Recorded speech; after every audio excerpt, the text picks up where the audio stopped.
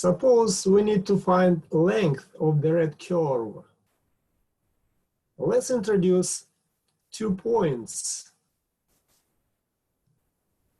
so that x is changing by a small amount dx and y is changing by dy amount, those 2 points.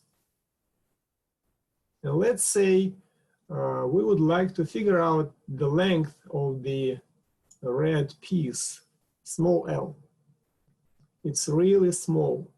As usual in calculus, we are considering really small, miserable amounts. But I don't want to make this length miserable. I want to make it visible for us. So we need to use imagination. So this piece, the red L, is really small. Okay. Also, we're going to consider and introduce the blue line. It will be helpful. Okay. So we also have a blue piece, small blue L, the length in between those 2 points, the same 2 points. Okay. And since these arc length, these pieces are miserably small, so they are, it should be clear intuitively, the blue and red L, they are approximately the same length.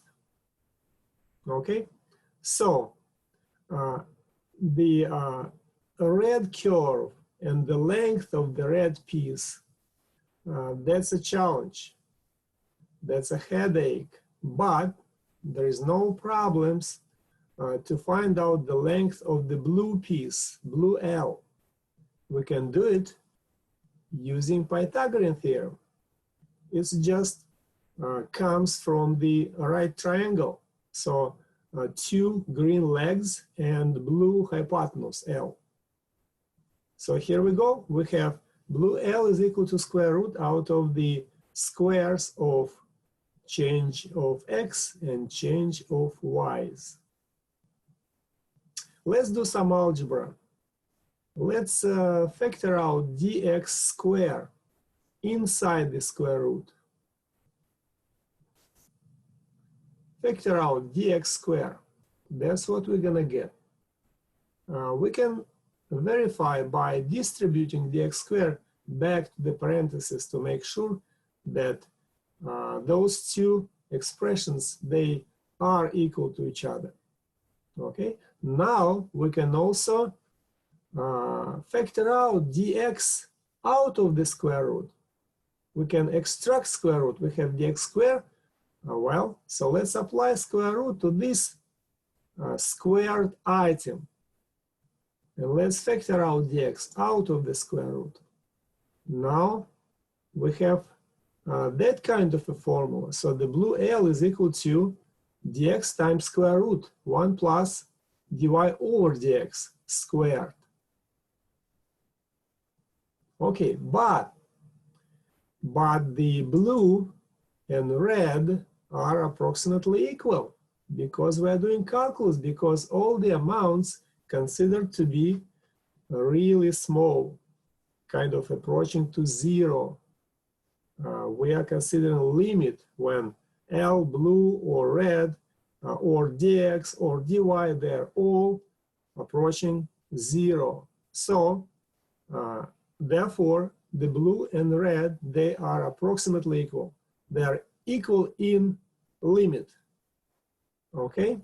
So, as we figured it out, the blue L is equal to this expression. Therefore, the red L, we also have this formula for the red. So the red L, length, arc length of this piece of the curve,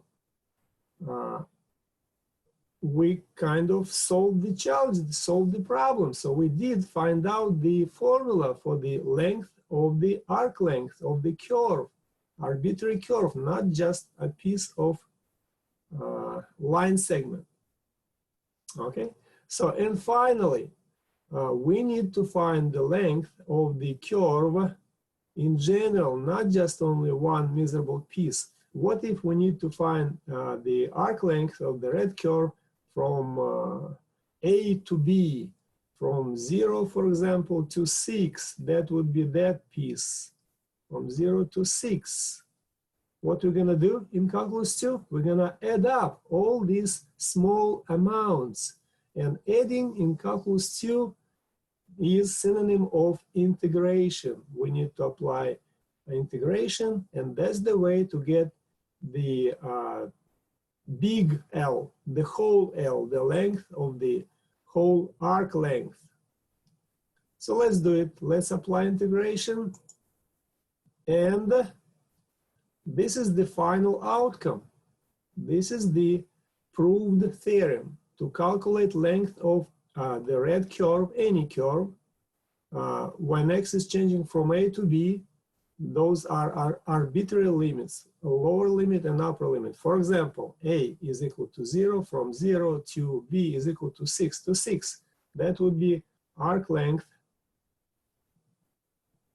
right here.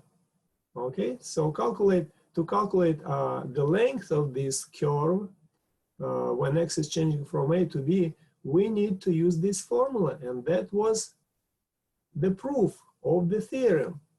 How to find arc length of a curve, y is equal to y of x.